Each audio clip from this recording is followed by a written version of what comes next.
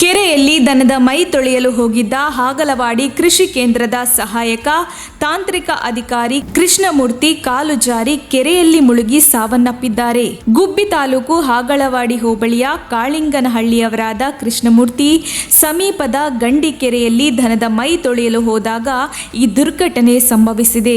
ಸ್ಥಳಕ್ಕೆ ಅಗ್ನಿಶಾಮಕದ ದಳದ ಸಿಬ್ಬಂದಿ ಆಗಮಿಸಿ ಮೃತದೇಹ ಪತ್ತೆಗೆ ಶೋಧ ಕಾರ್ಯ ಆರಂಭಿಸಿದ್ದು, ಶನಿವಾರದಿಂದ ಇದುವರೆಗೂ ಮೃತದೇಹ ಪತ್ತೆ ಶೋಧ ಕಾರ್ಯ ಮುಂದುವರಿದಿದ್ದು, ಇಂದು ಕೃಷಿ ಅಧಿಕಾರಿಯ ಮೃತದೇಹ ಪತ್ತೆಯಾಗಿದೆ. ಸ್ಥಳಕ್ಕೆ ಚೇಳೂರು ಠಾಣಾ ಪೊಲೀಸ್ ಸಬ್ ಇನ್ಸ್ಪೆಕ್ಟರ್ ಹಾಗೂ ಸಿಬ್ಬಂದಿ ಭೇಟಿ ನೀಡಿ ಪರಿಶೀಲಿಸಿದ್ದಾರೆ. ವರದಿ ಮಂಜುನಾಥ್ ಗುಬ್ಬಿ.